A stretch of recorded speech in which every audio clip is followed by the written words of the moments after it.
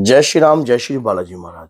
कई बार हम घर में अखंड ज्योत लगाते हैं या कोई सामग्री हमारे घर के अंदर इस प्रकार की बच जाती है जो कि हम पूजा में इस्तेमाल करते हैं, जैसे कि दीपक की बाती, मान लो घी, हमने हमने अखंड ज्योत लगाई थी, उसके अंदर घी बच गया तो हम क्या करें। उसके अंदर तेल बच गया तो हम क्या करें। अगर मान लो आपके घर के दीपकों के अंदर भी तेल बच गया तो हम क्या करें। ऐसी चीजों को कभी फेंकना नहीं होता है। ऐसी चीजों को कभी फेंकना नहीं होता है। ऐसी चीजें बहुमूल्य होती हैं। विशेष दिन के अंदर इनमें प्रज्वलित हुए थे। विशेष दिन जो कि समय कहते हैं कि समय बहुत ज्यादा ऊर्जावान होता है। समय बहुत ज्यादा पावरफुल होता है।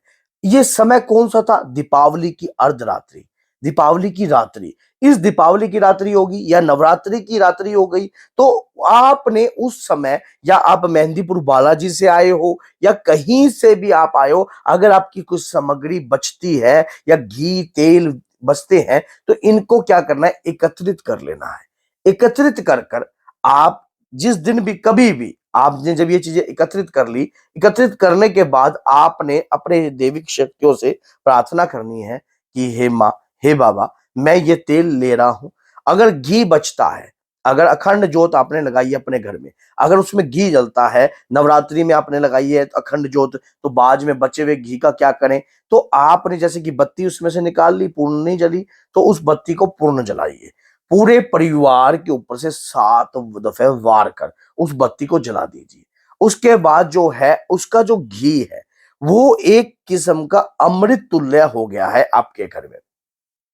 आपके शरीर पर कहीं पर एलर्जी है, आपके शरीर पर आपका सिर दुखता है, या कहीं भी ऐसी कोई चीज आपके शरीर पर हो रही है, आपको बुखार है, तो उस घी से आप उस जगह पर आप मलहम की तरह उसे इस्तेमाल कीजिए, क्योंकि वो एक अमृत तुल्य है।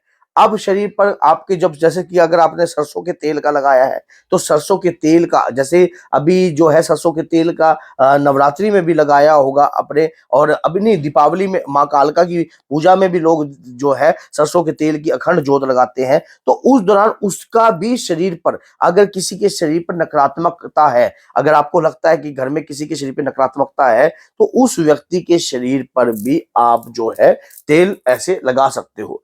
जैसे ही कई बार हमें ना कोई चीज दिखाई नहीं देती है और हमें उस चीज का पता नहीं लगता। हमारे शरीर में जब नकारात्मकता होती है और जब कोई सकारात्मक ऊर्जा हमें टच करती है या हमारे शरीर पर लगती है या वो एक मल्लम की तरह लगती है, तो नकारात्मकता दूर निकल कर भागती है। ऐसा बहुत बार देखा है। अब जैसे कि फुलियां बच गई हैं या कुछ ऐसी चीजें बच गई हैं, तो उनको क्या करना है, प्रार्थना कर कर अपने देवता के आगे प्रार्थना कर कर, और कि हे बालाजी महाराज, हे मातेश्वरी, अगर मान लीजिए चावल बच गए हैं, आपने चावल का भी अगर आपने लगाया था तो चावल की खीर बनाकर गरीबों में प्रसाद के तौर पर भी आप बांट सकते हो। नहीं तो आप किसी भी पूर्णिमा के दिन हवन कर कर उस सामग्री को हवन में भी ले सकते हो। हवन में भी ले सकते हो। जल का लोटा बचकर बचा हो, सूर्य को उसका अर्घ दे सकते हो। सूर्य को उसका अर्घ दे सकते हो। उस दौरान जो बची हुई बातियां होती हैं, अब मैंने एक ऐसी वीडियो बाबा के प्यारे चैनल पर भी बनाई थी, जैसे कि बची हुई बाती। अब जैसे कि ये बाती को एकत्रित कर लीजिए। एकत्रित कर कर अपने देवता के नाम का आप आह्वान कर कर कि मैं इस बची हुई बाती को प्रज्वलित कर रहा हूँ। हे प्रभु, अगर पूजा के दौरान कोई त्रुटि रही हो या कोई गलती हो तो मुझे माफ करना। आप उसे अपने कोई मंत्र, अगर आपके पास गुरु मंत्र है या कोई मंत्र का जाप आप कंटिन्यू कर रहे हो, भीमसेन कपूर के साथ प्रज्वलित कर कर उन्हें जला दीजिए। जल गई। जलने के बाद उनकी राख, जो राख होती है, वो अगर कोई आपकी ऐसी संपत्ति है, पैतृक संपत्ति है, या कुछ आपकी कोई प्लाट है, कोई मकान है, या कोई ऐसी जगह है, उस जगह पर जाकर उस राख को आपने इकट्ठी करें, उस राख को बिखेर दीजिए।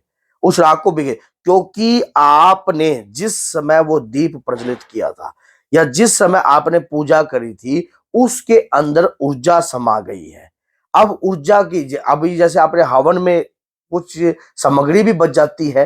कई बार हमारे घर में जो सामग्री आपने हवन में मैंने इस्तेमाल करनी बताई है, तो उस हवन की राख को भी जब वो ठंडी पड़ जाती है, आपने उसको जो है मान लो ठंडा करने के बाद उसको अपने घर के, मकान के, या कहीं भी, या पानी की टंकी में भी डाल सकते हो। अपने घर की छत पर जाकर आप पानी की टंकी में जाइए, उसमें भी डाल सकते हो।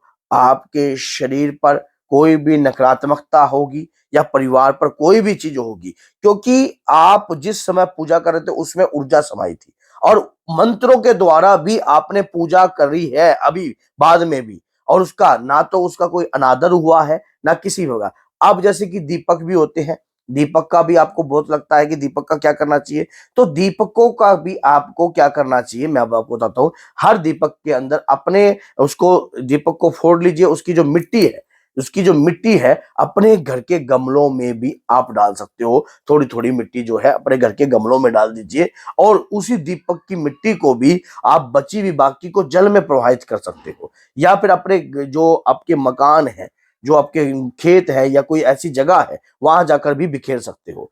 तो ये सामग्री बेकार नहीं होती है, जैसे दीपावली पे हो गई, नवरात्रि में हो गई, ऐसा मेरे से कई भक्तों ने बार बार पूछा था। तो मैंने सोचा क्यों ना इसके ऊपर एक वीडियो बनाई जाए कि घर की जो बाती होती है या दीपक की जो बाती होती है या कोई भी सामान जो घर में होता है उसको वेस्टेज ना उसकी हो और वो जो है कई सदुपयोग में लग जाए। तो अगर वीडियो अच्छी लगती है तो लाइक करना और चैनल को सब्सक्राइब करना और बेल आइकन बटन को दबाना ना भूलना। तो बोलिए जय सीताराम, जय श्री बालाजी।